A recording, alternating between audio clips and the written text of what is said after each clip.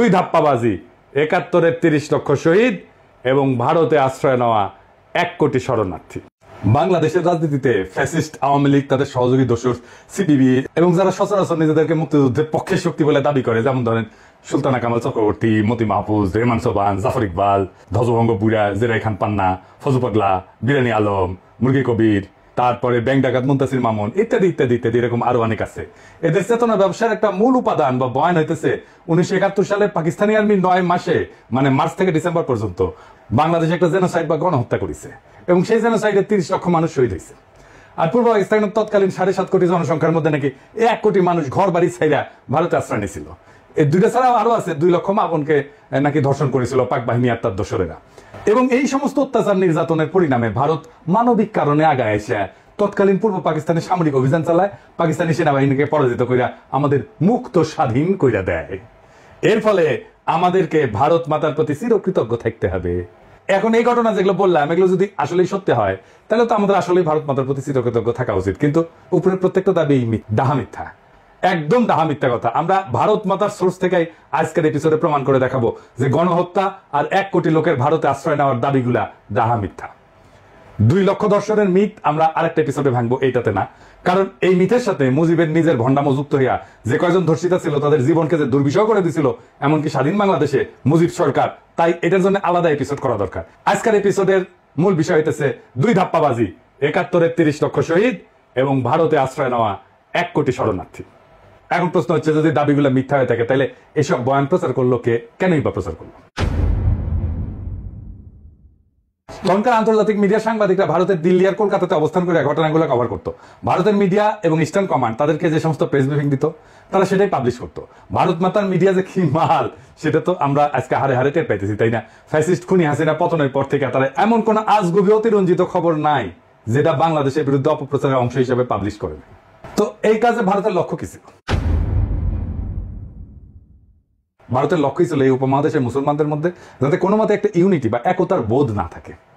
এখানে একটা ব্যাপার খেয়াল করলে দেখবেন যে ভারত মাতা উপমহাদেশের যে ডাইভার্স বহুভাষী হিন্দুদের এক রাষ্ট্রে বসবাস করার মধ্যে কোনো গরমিল লক্ষ্য করে না। কিন্তু উপমহাদেশের বহু ভাষাভাষী মুসলমানরা যখন শক্তিশালী হইয়া একসাথে একটা রাষ্ট্র গঠন করে তার বিরুদ্ধে সর্বশক্তি নিয়ে ঝাঁপায় পড়ে। এখনো দেখেন উপমহাদেশের বিভিন্ন মুসলমানদের মধ্যে দাঙ্গা হাঙ্গামা ফ্যাসাদ এগুলো লাগায় রাখে। এটার একটা উপায় হইতেছে ভুয়া অর্থনৈতিক বৈষম্যের বয়ান সৃষ্টি কইরা দেশীয় হলুদ মিডিয়া দিয়া প্রচার করানো। বাংলাদেশি মুসলমানদের পাকিস্তানি মুসলমানদের ঘৃণা করতে শেখানো, পাঞ্জাবি মুসলমানদের ঘৃণা করতে শেখানো, বেলুচ মুসলমানদের ঘৃণা করতে শেখানো, এমনকি তাদের ভাষা উর্দুকে ঘৃণা করতে শেখানো। এখনো দেখবেন যে বিপদগ্রস্ত জাতি যারা একটা গণহত্যা থেকে পালায় বেঁচে বাংলাদেশে আশ্রয় নিছে, সেই রোহিঙ্গা জনগোষ্ঠী, রোহিঙ্গা মুসলমানদের বিরুদ্ধে ঘৃণা ছড়ানি, এটা চেতনাজীবীদের একটা অন্যতম প্রধান কাজ। আমরা আগের এপিসোডগুলোতে এসব নিয়ে বিস্তারিত আলোচনা করছি। আর একটা গুরুত্বপূর্ণ প্রোপাগান্ডার কৌশল ছিল আজগুবি কাল্পনিক একটা অত্যন্ত অতিরঞ্জিত অবাস্তব নিহতের সংখ্যা ছড়ানো, যাতে মুসলমানদের মধ্যে চির দুশ্মনী আর ঘৃণা বজায় থাকে, মুসলমানরা যেন একে অপরকে ঘৃণা করে। বাস্তবে ভারতের এই কৌশল কাজও করেছে। আপনারা লক্ষ্য করলে দেখবেন 1971-এর চেতনাজীবীদের মতো ইসলামোফোব, ইসলাম বিদ্বেষী খুব বিরল দুনিয়াতে। যতগুলো ইসলামোফোব আছে সব কয়টা 100% ভারতের 5 দালাল এবং আওয়ামী লীগের 71-এর চেতনাজীবী। এরা সবসময় 30 লক্ষের জেনোসাইড, 1 কোটি শরণার্থী এইসব ব্যাপারে বয়ান টেনে না পরিবেশ ঘোলা করে সময় অসময়। আওয়ামী লীগের বেঁচে থাকার অক্সিজেন হইতেছে এই বয়ানগুলা। এই বয়ানগুলা দেশের মানুষের মন থেকে জয় বাংলা হয়ে গেলে আওয়ামী লীগও মানুষের মন থেকে কর্পূরের মতো উবে যাবে। আজকে এই 2টা বয়ানকে চিরতরে জয় বাংলা করে দেওয়া হবে ইনশাল্লাহ। প্রথমে আসি 1971-এর যুদ্ধের সময় ভারতে আশ্রয় নেওয়া শরণার্থীদের ব্যাপারে। দাবি করা হয় 1 কোটি মানুষ পাকিস্তানি বাহিনীর আক্রমণে ঘর বাড়ি ছেড়ে ভারতের শরণার্থী শিবিরে আশ্রয় নিয়েছিল। তো আওয়ামী লীগের নেতারা কিন্তু শরণার্থী শিবিরে আশ্রয় নেয় নাই। তারা দেশ থেকে পালানোর সময় বিভিন্ন ব্যাংকের ভল্ট ভেঙে ডাকাতি করে কোটি কোটি টাকা নিয়ে ইন্ডিয়া গেছিল। সেসব টাকা দিয়ে কলকাতাতে বাড়ি ভাড়া করে থাকতো, ফ্লাইট ভাড়া করে, আর মদ খাইতো, আর সোনা গাছিতে খাটকা পাইতো। তো তখন পূর্ব পাকিস্তানের জনসংখ্যা ছিল 7.5 কোটি, বাংলাদেশের গ্রামের সংখ্যা 68,000-এর মতো, আমরা এটা জানি। 7.5 কোটি মানুষের মধ্যে 1 কোটি মানুষ নিজের ঘর বাড়ি ছেড়ে রোহিঙ্গা ফিলিস্তিনিদের মতো অন্য দেশের রিফিউজি হিসেবে আশ্রয় নেয়, এটা তো একটা ভয়াবহ ঘটনা। ভারত মাতাও এই সংখ্যা আন্তর্জাতিক মিডিয়াতে সেই সময় তাদের গণমাধ্যম দিয়ে প্রচার করাইছে। তাদের গণমাধ্যম কি জিনিস সেটা তো বুঝেনি। তো এটা করার পিছনে ভারতের একটা স্বার্থ ছিল। ভারত এই ব্যাপারে আন্তর্জাতিকভাবে প্রচার করিয়া আমেরিকা, ইউরোপের অন্যান্য দেশ থেকে খাদ্য, ওষুধ, সাহায্য, এগুলো অন্যান্য প্রয়োজনীয় সামগ্রিক গ্র্যান্ট হিসেবে আনতো। এখন শরণার্থীর সংখ্যা, রিফিউজির সংখ্যা যত বেশি দেখাবে ভারতের লাভ তত বেশি। কারণ একজনের বিপরীতে যদি তারা 100 জনের হিসাব দেখায়, খাবার, টাকা ইত্যাদি নেয়, তাহলে বাকি 99 জনের টাকা খাবার নিজেরা পকেটস্থ করতে পারবে। আমি বলবেন একজনের বিপরীতে 100 জন দেখে তার চেয়ে বেশি দেখাইছে, তার চেয়ে বেশি দেখাইছে, হিসাব আজকে দেখাই দেবো, আজকে ভিডিওতে দেখাই দেবো। বাস্তবে হয়েছেও তাই। আমি আপনাদেরকে একদম খোদ ভারতের রেসপন্সিবল মানুষের রেফারেন্সই দেখাতেছি। ভারতে এবং আওয়ামী লীগের অফিসিয়াল প্রোপাগান্ডার বিপরীতে আপনারা যদি আসল সংখ্যাটা শুনেন তাহলে আপনারা চেয়ার থেকে পড়ে যাবেন এখনই। ভারতের সেনাবাহিনীর লেফটেন্যান্ট জেনারেল প্রেমনাথ হুন, লেফটেন্যান্ট জেনারেল, তার এক সাক্ষাৎকারে ভারতে আশ্রয় নেওয়া রিফিউজিদের আসল সংখ্যাটা বলছেন। জেনারেল হুন কিন্তু কোনো সুশীল বামপন্থী মানুষ না, উনি একজন কট্টর হিন্দুত্ববাদী যিনি রিটায়ারমেন্টের পর শিবসেনাতে জয়েন করছিলেন, এখন এরপর বিজেপিতেও যোগ দিচ্ছে। 1999 সালে ভারতের মিডিয়া রেডিফে ওনারা সাক্ষাৎকার নেয়। এডিটর সাহেব সাক্ষাৎকারটা পাশে দেখান, এই আপনারা সার্চ করে নিতে পারবেন। এই সাক্ষাৎকারে জেনারেল হুন 1971 সালে ভারতে আশ্রয় নেওয়া শরণার্থীদের আসল সংখ্যাটা প্রকাশ করছিলেন। সংখ্যাটা হইতেছে কত? শুনে পড়ে যায় না, চেয়ারে সিট বেল্ট বেঁধে নেন। 90,000, 90,000, ঠিকই শুনেছেন, 90,000। কই 1 কোটি আর কই 90,000। বাংলাদেশে গ্রামের সংখ্যা 68,000। বাংলাদেশের অধিকাংশ জনগোষ্ঠী, মেজরিটি সংখ্যক গ্রামের কেউ ভারতে গিয়ে আশ্রয় নেয়। গ্রামের সীমিত সংখ্যক ব্যক্তি ভারতে গিয়ে আশ্রয় নিয়েছিল। এখন কাঠালানি পতনের পরই তো ফ্যাসিস্ট আওয়ামী লীগের দুর্বৃত্তরা বিপ্লবী জনতার ধাওয়া খেয়া প্রায় লাখখানেক দুর্বৃত্ত ভারতে গিয়ে আশ্রয় নিছে। কলকাতাত আওয়ামী লীগ আবার অফিস খুলিছে, আরো অনেক দুর্বৃত্ত পলাইতে গিয়ে বিপ্লবী জনতার হাতে ধরা গেছে। কালামানিক তো পলাইতে গিয়ে সর্বস্ব হারায় মনের দুঃখে কলা পাতের উপরে শুয়েছিল। 1971 সালে এখনকার চেয়ে কম সংখ্যক মানুষ ভারতে গিয়ে আশ্রয় নিয়েছিল। ভারত মাতা এবং আওয়ামী লীগের প্রোপাগান্ডা কিভাবে 90,000 1 কোটিতে রূপান্তরিত হয় দেখছেন। কাহিনী এখানে শেষ না। তৎকালীন পূর্ব পাকিস্তানে ভারতীয় মদতে আওয়ামী লীগের বিদ্রোহের ফলে দেশে আইন শৃঙ্খলা ব্যাপক অবনতি ঘটে। এর সাথে অবাঙালি মুসলমান হত্যা, ক্যান্টনমেন্টে আক্রমণ, এমনকি পাকিস্তানি আর্মিদেরকে খুন করা, এর জবাবে কাউন্টার ইনসার্জেন্সি অপারেশন ইত্যাদি কারণে আওয়ামী লীগের দুর্বৃত্ত ছাড়াও বেশ কিছু নিরীহ মানুষ ভারতে আশ্রয় নিতে বাধ্য হয়। আমার পরিবারও ভারতে আশ্রয় নিয়েছিল। তৎকালীন পাকিস্তান সরকার একটা পলিসি ছিল না যে পূর্ব পাকিস্তানের মানুষকে রিফিউজি বানায় ভারতে পাঠায় দেওয়া। এটা আমরা কিভাবে জানি? কারণ পাকিস্তান সরকার ভারতে আশ্রয় নেওয়া রিফিউজিদের দেশে ফিরে আসার জন্য আহ্বান জানাইছিল। এমনকি শরণার্থীদের দেশে ফিরে আসলে তাদের রিসেপশন করার জন্য সীমান্তে অভ্যর্থনা কমিটির ব্যবস্থা করছিল। কিন্তু ভারতে আশ্রয় নেওয়া শরণার্থীরা ভারতের ক্যাম্পে মানবেতর জীবনযাপন করার বদলে দেশে ফিরে না আসে, এই জন্য ইন্ডিয়া আর আওয়ামী লীগ শরণার্থীদের প্রত্যাবর্তনকে স্যাবোটাজ করে। স্যাবোটাজ করে। শরণার্থীরা সবাই দেশে ফিরে আসলে তো ভারতের বাটপাড়ি মাঠে মারা যাবে। গভর্নর টিক্কা খান যেদিন সীমান্তে ফিরে আসা শরণার্থীদের রিসেপশন করার জন্য অভ্যর্থনা কমিটিতে যায়, তখন লীগের গুন্ডারা সেই রাস্তা দিয়ে শরণার্থীরা যে বাস আসবে সেই রাস্তার মধ্যে মাইন পুঁতে রাখে। এর ফলে প্রত্যাবর্তনরত শরণার্থীদের বাস মাইনের উপরে পড়া বিস্ফোরণে উড়া যায়, যাত্রী সমতে সবাই মারা যায়। দেখেন, রেফারেন্স আছে।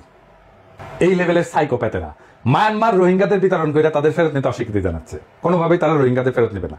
ইসরায়েলিরা ফিলিস্তিনিদেরকে বিতরণ করে তাদের ফিরে আসার সমস্ত পথ বন্ধ করে দিচ্ছে। ইসরায়েল কোনোভাবেই ফিলিস্তিনিদের রাইট টু রিটার্ন এটা অ্যাকনলেজ করে না। পাকিস্তান সরকার এর ঠিক উল্টা পলিসি নিয়েছিল এবং ভারতে যাওয়া সমস্ত রিফিউজিকে দেশে ফিরে আসার আহ্বান জানায়। এমনকি সেপ্টেম্বর মাসে ইয়াহিয়া খান পূর্ব পাকিস্তানের সমস্ত বিদ্রোহীদের সাধারণ ক্ষমা ঘোষণা করে যাতে তারা নির্ভয়ে দেশে ফিরে আসতে পারে। এইটা তো গেল ভারতের তথাকথিত 1 কোটি রিফিউজির কাহিনী। এইবার আসি দ্বিতীয় বিষয়ে, সবচেয়ে বড় বিষয়, 30 লাখ শহীদ। বিএনপি তাদের যে 31 দফা দিছে সেখানে 22 নম্বর দফার এই ব্যাপারে তারা একটা প্রতিজ্ঞা করেছে। কি আছে সেখানে আসেন দেখা যায়।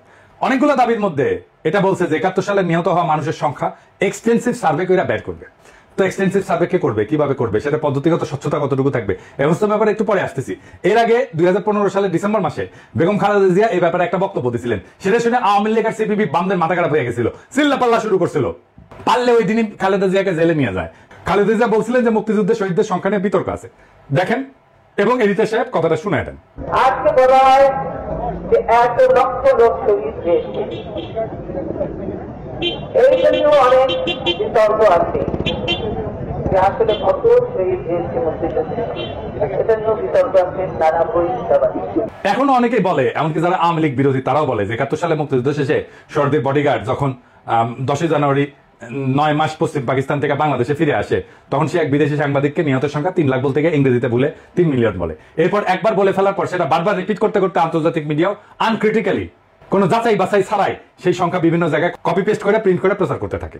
এখন এইটা সাংবাদিকতা পেশার একটা কমন বৈশিষ্ট্য যে সাংবাদিকরা এক জায়গায় পাবলিশ হওয়া রিপোর্ট কপি পেস্ট করে নিজেদের মধ্যে পাবলিশ করতে থাকে। আসল ইনভেস্টিগেটিভ সাংবাদিকরা ব্লাইন্ডলি কোনো রিপোর্ট কপি পেস্টের অভ্যাস ফলো করে না, সেই ব্যাপারে তদন্ত করে দেখে। এটা খালি বাংলাদেশে না, আমেরিকা সহ পাশ্চাত্যের মিডিয়াতেও হয়।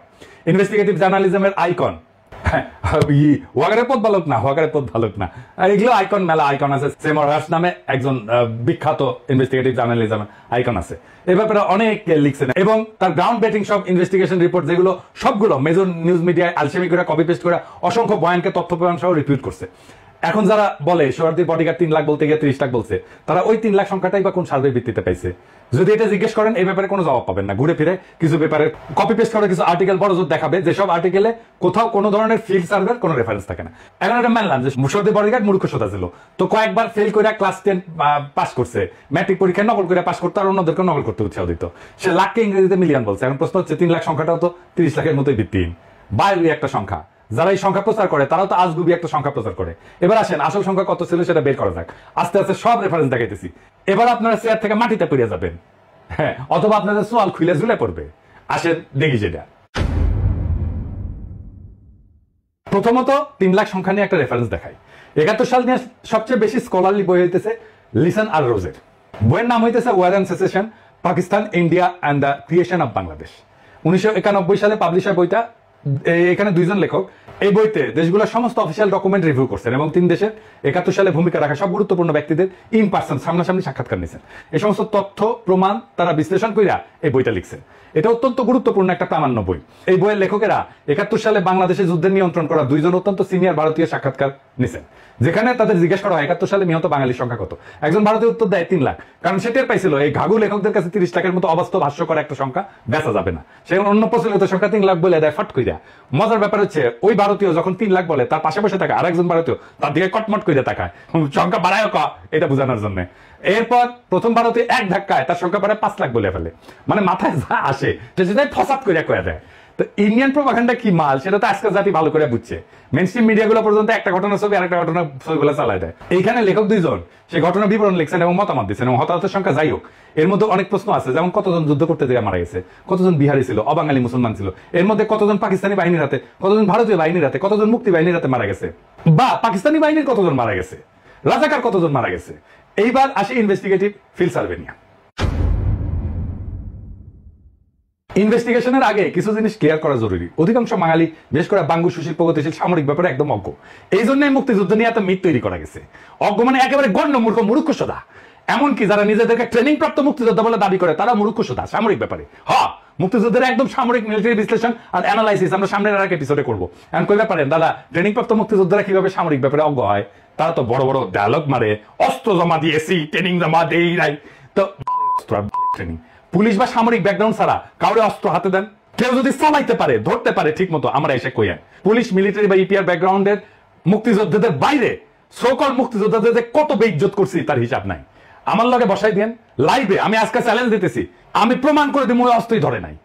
আমি ওদের কি জিজ্ঞাসা জানেন কি অস্ত্র ইউজ করতেন, কত ক্যালিবারের বুলেট ইউজ করতেন, ব্যারেল লেন্থ কত, ব্যারেল লেন্থ করতে পারলে জিজ্ঞাসতাম কি কামে ইউজ করতেন, অ্যাকশন কি, বোল্ট পাম্প না সেমি অটো না ফুল অটো, রেট অফ ফায়ার কত, ইফেক্টিভ রেঞ্জ কত, ম্যাগাজিন ক্যাপাসিটি কত, এখানে কাট হয়ে যাবে। আমার সাথে লাইভে আসেন। কোন মুক্তিযোদ্ধা বেড়া আছেন আমার সাথে লাইভে আসেন। বাংলাদেশ সব টিভি চ্যানেলকে বললাম আমার লাইভ প্রচার করবেন। কোন মুক্তিযোদ্ধা যার যে পুলিশ না, ইপিআর না, যে মিলিটারির ব্যাকগ্রাউন্ড নাই, যে সাধারণ মানুষ মুক্তিযুদ্ধ ট্রেনিং করে অস্ত্র জমা দেই নাই কইছে, ওরে নিয়ে আসেন আমার সামনে বসিয়ে দেন। অস্ত্র ধরে নাই ওটা আমি প্রমাণ করে দেবো। ইন্ডিয়া যাদেরকে কি ট্রেনিং দিছিল সেটা আমি ইন্ডিয়ান জেনারেলদের বই থেকে রেফারেন্স দিয়ে দেখাইতেছি। ইস্টার্ন কমান্ডের chief of staff general Jacob তার বইতে কি লিখছে দেখেন। উনি বলছেন যে একদম আনট্রেন্ড, সামরিক ব্যাপারে পরিচিতি নাই এরকম মানুষদের মুক্তিবাহিনীতে এনরোল করা হতো।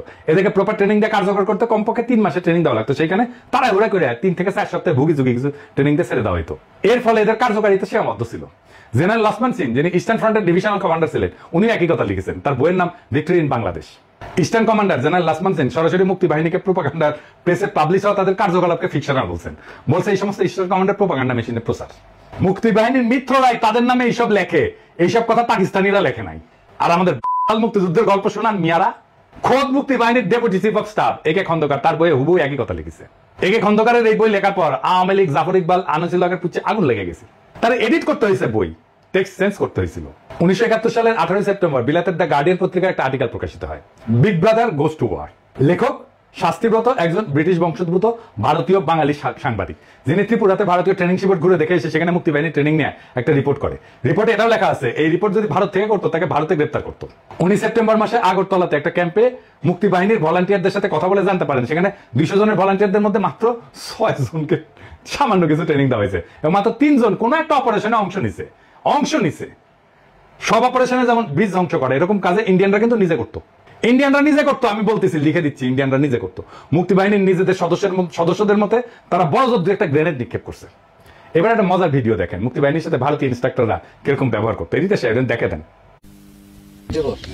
এটাকে দাঁড়াও, দাঁড়া বাঁধিতে রাখ, দাঁড়া, হ্যাঁ বাস বাস, টাইগার হাত, হ্যাঁ এই হচ্ছে দূরের দুশ্মনের জন্য, দূরের দুশ্মনের জন্য কি হয়েছে, চলো শীষ লাগাও, ঠিক যাবো সামনে,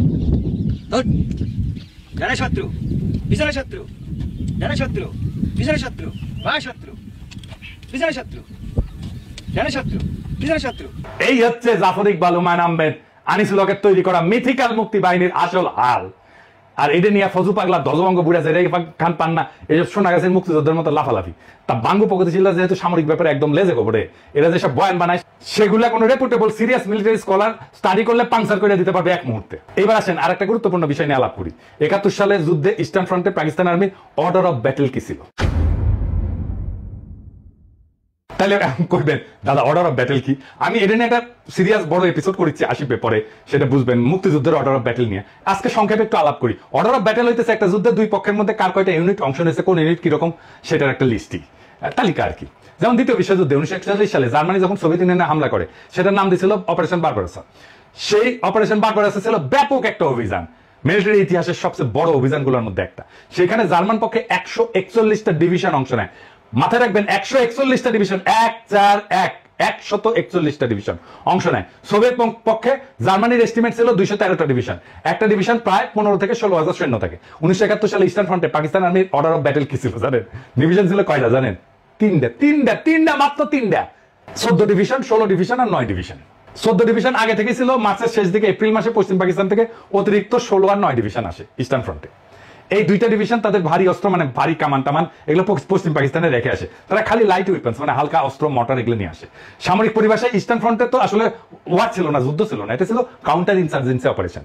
ভারত মাতা 1984 সালে পাঞ্জাবে যে অপারেশন ব্লুস্টার করছে না, ওই যে শিখ মন্দির দখল করার সময়, এটাও কাউন্টার ইনসার্জেন্সি অপারেশন ছিল। সেখানে খালি এক অমৃতসরে স্বর্ণ মন্দিরে হামলা করতে ভারতীয় সেনাবাহিনী 3টা ডিভিশন ব্যবহার করছিল। 60-এর দশকে শেষ আর 70 দশকে অ্যান্টি নকশাল অপারেশনে ভারতীয় আর্মির পুরো ইস্টার্ন কমান্ড, যেটা আসলে পাকিস্তানের সাথে যুদ্ধ করছে, সেটাকে ইউজ করেছিল। সেটাও একটা কাউন্টার ইনসার্জেন্সি অপারেশন ছিল। এছাড়া ইরাক আর আফগানিস্তান যুদ্ধের প্রথম পর্যায়ে শেষ হওয়ার পরে আমেরিকান বাহিনী কাউন্টার ইনসার্জেন্সি অপারেশনই করছিল ওখানে। ভিয়েতনাম যুদ্ধ আমেরিকা মূলত কাউন্টার ইনসার্জেন্সি অপারেশন করছে। এখন দ্বিতীয় বিশ্বযুদ্ধের সময় জার্মানি যে ইহুদিদের বিরুদ্ধে হলোকাস্ট করেছিল না, সেখানে 1941 থেকে 1945 এই 5 বছরে 60 লাখ ইহুদি মারা যায়। আমরা আগেই দেখেছি যে জার্মানরা খালি ইস্টার্ন ফ্রন্টেই 141টা ডিভিশন ডেপ্লয় করছিল অপারেশন বারবারোসাতে। ইউরোপের অন্য দেশগুলোতে জার্মানির আরো 60টা ডিভিশনের মতো সৈন্য ছিল। জার্মানরা সমগ্র ইউরোপ থেকে ইন্ডাস্ট্রিয়াল স্কেলে ইহুদিদের রেজিস্টার করে ট্রেনে করে নিয়ে এসে কনসেন্ট্রেশন ক্যাম্পে জড়ো করে সেখান থেকে বিশাল বিশাল গ্যাস চেম্বারে ঢুকায় ব্যাস আকারে ইহুদিদের মেয়েরা বিশাল ইন্ডাস্ট্রিয়াল ফার্নেসে তাদের মৃতদেহ পুড়ায় ফেলতো। জার্মানরা জাতি হিসেবে হাইলি এফিসিয়েন্ট জাতি। জার্মানি তখন প্রথম বিশ্বের একটা ইন্ডাস্ট্রিয়াল দেশ ছিল, যাদের লজিস্টিক্যাল ক্যাপাবিলিটি ট্রিমেন্ডাস ছিল। এত মানুষ, সৈন্য, রসদ, এফিসিয়েন্সি, মুভ করানো, চারটেখানি কথা না, তাও এত এফিসিয়েন্ট ইন্ডাস্ট্রিয়াল একটা জাতি 5 বছরে শত শত ডিভিশন সৈন্য আর তাদের ট্রিমেন্ডাস ইন্ডাস্ট্রিয়াল লজিস্টিক্স ক্যাপাসিটি ব্যবহার করে সারা ইউরোপ খুঁজে খুঁজে মাত্র 60 লাখ ইহুদি মারতে পারলো। আর পাকিস্তানের মতো একটা তৃতীয় বিশ্বের দেশ মাত্র 9 মাসের কাউন্টার ইনসার্জেন্সি অপারেশনে মাত্র 3টা ডিভিশন ব্যবহার করিয়া, কোন বিশাল বিশাল গ্যাস চেম্বার, ইন্ডাস্ট্রিয়াল চুল্লি ব্যবহার না করিয়া 30 লাখ লোক মাইরা ফেলাইলো এবং লুকায় ফেলাইলো। গাঞ্জা না খাইলে নাকি প্রগতিশীল হওয়া যায় না। তো গাঞ্জারের নৌকা কোন পাহাড়তলিতে নিছিল দেখেছেন? কেউ প্রশ্ন করে নাই, কাউরে প্রশ্ন করতে দেয় না। এটাই প্রগতিশীলতা, এটাই মুক্তিযুদ্ধের চেতনা। বাঙ্গু প্রগতিশীলদের গোজামিল দেওয়া বয়ানকে যে কোনো মিলিটারি এক্সপার্ট অ্যানালাইসিস করলে জয় বাংলা করে দিতে পারবে। 2023 সালে গাজার যুদ্ধে ইসরায়েল প্রায় 2 বছর ধরে গাজার উপরে ব্যাপক এরিয়াল বোম্বিং করছে। গ্যাস চেম্বারের পর এরিয়াল বোম্বিং হচ্ছে সবচেয়ে বড় এফিশিয়েন্ট মেথড অফ জেনোসাইড। যুদ্ধ বিমান থেকে 1000 বা 2000 পাউন্ডের একটা বোমা একটা ঘনবসতিপূর্ণ এলাকায় ফেললে ব্যাপক ক্ষয়ক্ষতি হয়, অসংখ্য মানুষ হতাহত হয়। ভিয়েতনাম যুদ্ধের 10 বছরে 1965 থেকে 1975 পর্যন্ত চলছে। আমেরিকার রেকর্ড অ্যামাউন্ট এরিয়াল বোম্বিং করছে। সমগ্র দ্বিতীয় বিশ্বযুদ্ধে আমেরিকার মতো একটা ইন্ডাস্ট্রিয়াল জায়ান্ট, যারা যুদ্ধের সব ফ্রন্ট মিলায় জার্মানি, জাপান, ইতালি সবার বিরুদ্ধে মোট 21 লাখ টন বোম ফেলছে বিমান থেকে। সেখানে শুধু ভিয়েতনাম যুদ্ধে আমেরিকা কত বোম্বিং করছে জানেন? কত করছে বোম্বিং? 70 লাখ টন। সেটা করার পরে ভিয়েতনামের সিভিলিয়ান ক্যাজুয়ালিটি ছিল 3 থেকে 4 লাখ। ভিয়েতনাম ও বাংলাদেশের মতো একটা ঘনবসতিপূর্ণ দেশ, ইসরায়েল গাজার মতো ঘনবসতিপূর্ণ একটা জায়গাতে প্রায় 2 বছর ধরে ব্যাপক এরিয়াল বোম্বিং কইরা প্রায় সব বিল্ডিংকে ধ্বংসস্তূপে পরিণত করছে। আপনারা দেখছেন চোখের সামনে। এরপরেও গাজার হেলথ মিনিস্ট্রি হিসাবে গাজাতে 2 বছরে নিহতের সংখ্যা 70,000-এর মতো। প্রথম বিশ্বযুদ্ধের পর সবচেয়ে ব্লাডিয়েস্ট রক্তাক্ত যুদ্ধ ছিল ফ্রান্সে ভার্ডুনের যুদ্ধ। এই যুদ্ধ 1916 সালের 10 মাস ধরে সংগঠিত হয়। 10 মাস ধরে 12 লাখ জার্মান আর 11 লাখ ফরাসি সৈন্য রিলেটিভলি একটা অত্যন্ত ছোট এলাকায় জড়ো হয়ে ক্রমাগত আক্রমণ প্রতি আক্রমণ করতে থাকে। দুই দেশই শিল্পোন্নত, প্রথম বিশ্বের দেশ, বিশাল ইন্ডাস্ট্রিয়াল আর লজিস্টিক্যাল ক্যাপাসিটি। ভার্ডুনে জার্মানরা প্রথম দিন ফরাসি পজিশনে 10 লাখ আর্টিলারি শেল নিক্ষেপ করছিল। 10 লাখ, 1-2 হাজার না, 10 লাখ একদিনে। পুরা যুদ্ধের দুই পক্ষ মিলে 4 থেকে 5 কোটি খালি আর্টিলারি শেল নিক্ষেপ করছে। কত কোটি কোটি রাউন্ড রাইফেল আর মেশিন গানে গুলি খরচ করছে সেটা তো হিসাবই নাই। ভার্ডুনের যুদ্ধে জার্মান সৈন্য ক্যাজুয়ালিটি বা নিহত হয়েছে 1.5 লাখ, ফরাসি হতাহতের সংখ্যা 1.5 লাখের মতো। সেখানে পাকিস্তান পুরো 9 মাসের কাউন্টার ইনসার্জেন্সি অপারেশনে কোথাও কোনো ধরনের এরিয়াল বোম্বিং না কইরা 30 লাখ বা 3 লাখ মাইরা ফেললো। এই কথা দড়ি ফেলাও বাইয়া উঠে যায়। ওই মূর্খ সোদা বাঙ্গু প্রগতিশীলদের এই সমস্ত বয়ান শুনলে আসমানে উঠে যেতে ইচ্ছা করে। এবার আসি, তাহলে কি 71 সালে নিহতের সংখ্যা নিয়ে কোন ইনভেস্টিগেটিভ জার্নালিজমের রিপোর্টই নাই? সৌভাগ্যক্রমে আছে, এবং সেই রিপোর্ট একদম রেফারেন্স ডিভাস্টেটিং একটা রিপোর্ট রে ভাই। হ্যাঁ, উইলিয়াম ড্রামন্ড, যিনি একজন বিখ্যাত আমেরিকান সাংবাদিক। এই ড্রামন্ড সাহেব এখনো বেঁচে আছেন, যে কেউ তার থেকে এটা ভেরিফাই করতে পারবেন। উনি ইউনিভার্সিটি অফ ক্যালিফোর্নিয়া বার্কলের প্রফেসর বর্তমানে। পেশাগত জীবনে লস অ্যাঞ্জেলস টাইমসের সাথে ছিলেন, ডেমোক্রেট। প্রেসিডেন্ট জিমি কার্টারের সময় উনি অ্যাসোসিয়েট প্রেসের সেক্রেটারি ছিলেন। অত্যন্ত সম্মানিত, রেসপেক্টেড একাডেমিশিয়ান এবং জার্নালিস্ট। 1972 সালে 6 জুন বিলাতের গার্ডিয়ান পত্রিকা ঢাকা থেকে পাঠানো ওনার সেই রিপোর্টটা ছাপে। রিপোর্টের নাম ছিল দ্য মিসিং মিলিয়ন্স।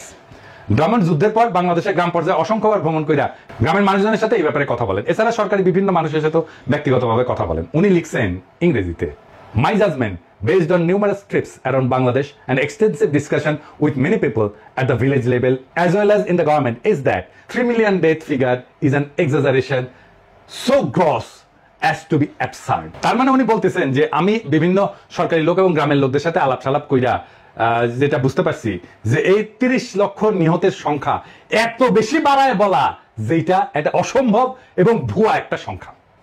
এরপরে উনি মুজিবের নিহতের সংখ্যা নিয়ে একটা সার্ভের কথা প্রকাশ করেন। মুজিব 72 সালে দেশে এসে 30 লাখ নিহত বলার পর একটা সরকারি উদ্যোগ নিয়েছিলেন নিহতদের আসল সংখ্যা বের করার। স্বরাষ্ট্র মন্ত্রণালয়ের অধীনে দেশের তৎকালীন পুলিশের ইন্সপেক্টর জেনারেলকে দায়িত্ব দেওয়া হয় যে প্রত্যেক থানায় পুলিশের মাধ্যমে একটা রিপোর্ট পাঠাইতে। ওই থানায় 9 মাসে পাকিস্তান আর্মির হাতে নিহত মানুষের সংখ্যা কত এবং সেগুলো যোগ করে কত আসে। মুজিব সেই রিপোর্ট আসলে সংখ্যা দেখে স্বাভাবিকভাবেই সেটাকে ধামাচাপা দেয়। বিল ড্রামন্ড একদম সরকারের ভেতরের থেকে সেই রিপোর্ট দেখে সেটা সংখ্যা প্রকাশ করে। সংখ্যাটা কত? কত সংখ্যাটা?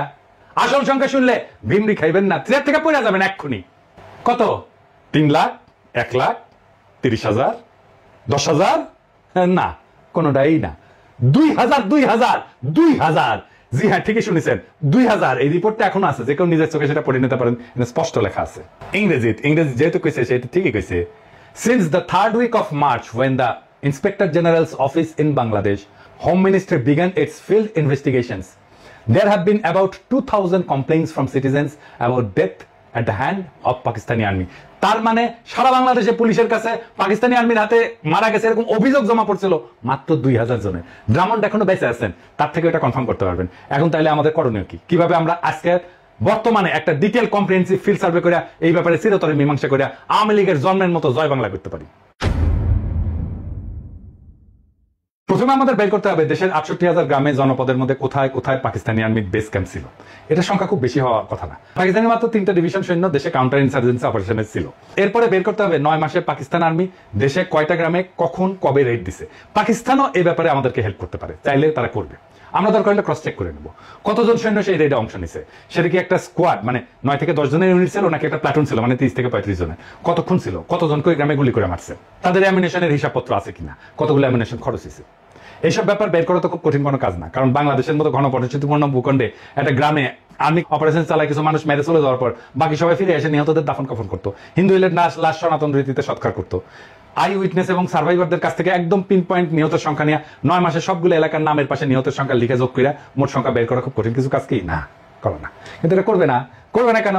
কারণ এই যে ফাপড় নেওয়া এটা তো ফাঁস হয়ে যাবে, মিথ্যা কথা ফাঁস হয়ে যাবে। এই কাজ এখনো করা সম্ভব, কারণ 71 সালে জীবিত প্রাপ্তবয়স্ক বহু মানুষ এখনো জীবিত আছে। এরকম রেড প্রত্যেক গ্রামে তো হয় নাই। দেশে 68,000 গ্রামের মধ্যে অতি অল্প সংখ্যক গ্রামে হয়েছে। তার উপরে এক গ্রামে বড়জোর একবার কি দুইবার এরকম রেড হয়েছে। পুরো ব্যাপারটা একটা ক্রোনোলজিক্যাল রিকনস্ট্রাকশন করতে হবে। ক্রোনোলজিক্যাল রিকনস্ট্রাকশন মানে দিন সময় সপ্তাহ অনুযায়ী পুরো 9 মাসের ঘটনাকে রিকনস্ট্রাক্ট করা, এইভাবে সম্ভব। এটা করা হইলে কমন সেন্স আর ইনভেস্টিগেটিভ সব রিপোর্ট অনুসারে পাকিস্তান আর্মি কাউন্টার ইনসার্জেন্সির আসলে নিহতের সংখ্যা কয়েক হাজারে নেমে আসবে, আমি শিওর। এরপর সেই তদন্ত খালি বাঙালি না, ভারতীয় আওয়ামী সন্ত্রাসীরাতে যত অবাঙালি মুসলমান মারা গেছে তার পুঙ্খানুপুঙ্খ তদন্ত করে সেটাও বের করতে হবে।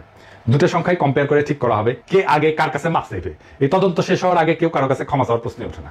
পররাষ্ট্র সচিব জসিম খুব লাফাইছিল পাকিস্তানে ক্ষমা চাওয়া নিয়ে, আবার পাকিস্তানের টিম আসতেছে, এবার ক্ষমা চাওয়া বালসালি আলাপ যে তুলবে না তার পাশার ফালস আমরা সব উঠায় ফেলা হবে। যদি বেশি ফালাফালি করে বাটাম একেবারে খুলে ফেলাম এবার যদি কেউ এই আলাপটা তোলে। একবার যদি মুক্তিযুদ্ধের চেতনার কুর করে নেই ওঠে তাদের। বিএনপি যেহেতু তাদের 31 দফার মধ্যে পয়েন্ট ইনক্লুড করছে, আল্লাহ চায় তো ভবিষ্যতে যদি তারা নির্বাচনে জিতে ক্ষমতা আসে, চান্স যদিও কম, যাই হোক, তাহলে এইটা বাস্তবায়ন করুক। তারা কিভাবে বাস্তবায়ন করবে? যদি কোনো আমলা বা সচিবকে দিয়ে এটা কমিটি বানায়, দায় সারা অস্বচ্ছ তদন্ত চালে রিপোর্ট দেয়, সেটা অবশ্যই আমরা প্রত্যাখ্যান করবো। এখন বিএনপিতে তো চেতনাজীবীতে ভৈরা শেষ, তার মধ্যে সব চেতনা দালালরা ঢুকে বসে আছে। যদি কোনো সুশীল বিএনপি বুদ্ধিজীবী চেতনাজীবী ধরিয়ে না কমিটি বানানো হয়, সেটাও আমরা প্রত্যাখ্যান করবো। এই ব্যাপারে সবচেয়ে বেশি গুরুত্বপূর্ণ যেটা, সেটা হচ্ছে ফিল্ড ইনভেস্টিগেশনের স্বচ্ছতা। বাংলাদেশের আমলা, বিশ্ববিদ্যালয়, শিক্ষক, এইসবের যা হজবরল অবস্থা, তাদের দিয়ে এই ম্যাগনিটিউডের কোনো কাজ স্বচ্ছভাবে দ্রুত এফিসিয়েন্টলি করার প্রশ্নই ওঠে না। ওই এফিসিয়েন্সি বাংলাদেশের নাই এখন। এটার জন্য একমাত্র সমাধান হচ্ছে একটা ওয়েল রেসপেক্টেড আন্তর্জাতিক কমিশনকে বাংলাদেশে ডেকে আনা, তাদের দিয়ে ফিল্ড সার্ভে করা, ইনভেস্টিগেশন করানো। কারা থাকবে সেই কমিশনে? সেখানে সামরিক যুদ্ধ, মিলিটারি অপারেশনের ব্যাপারে অভিজ্ঞ, একটা অপারেশন ডিটেলস বর্ণনা শুনে সেখানে কিরকম ক্যাজুয়ালিটি হয়, সার্ভাইভার আই উইটনেসদের সাথে কথা বইলা আসল ঘটনা রিকনস্ট্রাক্ট করতে পারে এরকম লোক, এই সমস্ত ব্যাপারে যারা এক্সপার্ট, তারাই সেই কমিশনে থাকবে। এখন প্রশ্ন করতে পারেন কে কে এই সমস্ত ব্যাপারে এক্সপার্ট? পৃথিবীর টপ স্কলারদের নাম দিতেছি যাদের দিয়া এই কমিশন গঠন করতে হবে, আমি নাম দিয়ে দিতেছি আজকেই। Professor Geoffrey Wawro, university of north টেক্সাসের সামরিক ইতিহাসের অধ্যাপক এবং ইউএনটি মিলিটারি হিস্ট্রি সেন্টারের পরিচালক। Professor John Mearsheimer, university of Chicago আর ওয়ার্ল্ডের Harrison distinguished service professor. Professor Benny Morris, Ben Gurion university নেগেভের মধ্যপ্রাচ্য স্টাডিজ বিভাগের ইতিহাসের অধ্যাপক। প্রফেসর উইলিয়াম ড্রামন্ড, যার কথা আগে বলছি, UC Berkeley graduate school of জার্নালিজমের সাংবাদিকতার অধ্যাপক। Professor Christopher Andrew, university of কেমব্রিজের আধুনিক এবং সমসাময়িক ইতিহাসের এমিরেটাস অধ্যাপক। প্রফেসর টম নিকলস, অবসরপ্রাপ্ত স্ট্র্যাটেজি অধ্যাপক, ইউএস নেভাল ওয়ার কলেজ। এরা প্রত্যেকেই তাদের ফিল্ডের টপ কলারদের মধ্যে একজন। প্রত্যেকের একাডেমিক আর রিসার্চ ইন্টিগ্রিটি আনকোয়েশ্চেনেবল। এরা যৌথভাবে কোনো তদন্তের ওপিনিয়ন দিলে সেটা সমস্ত আন্তর্জাতিক গণমাধ্যম, যেমন ধরেন নিউ ইয়র্ক টাইমস বলেন, গার্ডিয়ান বলেন, ওয়াল স্ট্রিট জার্নাল বলেন, ওয়াশিংটন পোস্ট বলেন, দ্য টেলিগ্রাফ বলেন, লোমন্দ বলেন, সবাই সেটা বড় করে হেডলাইন নিয়ে ছাপবে এবং পজিটিভ রিভিউ দিবে। এদের ফিল্ডে করা কাজকে আন্তর্জাতিক মহলে ভারত আওয়ামী মার্কা ছাপতি বাদে আর কেউ প্রশ্নই তুলবে না। এইভাবে যদি একটা ছোট ট্রান্সপারেন্ট আন্তর্জাতিক স্কলারদের নিয়ে গঠিত কমিশন দিয়ে তদন্ত করানো হয়, সেটা ভারতীয় আওয়ামী বয়ানের ধুতির কাঁচা টাইনা খুলে দেবে। ভারত আওয়ামী লীগ বয়ান যেটা সৃষ্টি করা হয়েছিল উপমহাদেশের মুসলমানদের মধ্যে যাতে আজীবন শত্রুতা তিক্ততা বজায় থাকে, যাতে তারা কখনো একতাবদ্ধ হইয়া এই অঞ্চলের ভারতীয় আগ্রাসন মোকাবেলা করতে না পারে, সেটা চিরতরে জয় বাংলা হয়ে যাবে। ভারত মাতা আওয়ামী লীগ আর তাদের বয়ান নতুন বাংলাদেশের ইতিহাসে আস্থা করে নিক্ষেপিত হবে। নতুন বাংলাদেশকে এই সত্যভিত্তিক ইতিহাসেই শক্তি দেবে, যেখানে মিথ্যার স্থান হবে না, আর সত্যের উপরে জনগণের আস্থা হবে আগ্রাসন প্রতিরোধের সবচেয়ে বড় অস্ত্র। ইনশাআল্লাহ জয় হবে সত্যের, আর ইতিহাস লেখা হবে। এই প্রজন্ম মিথ্যার শিকল ভেঙে সত্যকে মুক্ত করছিল, আবার সেই সত্যকে সে মুক্ত করবে। ইনকিলাব জিন্দাবাদ।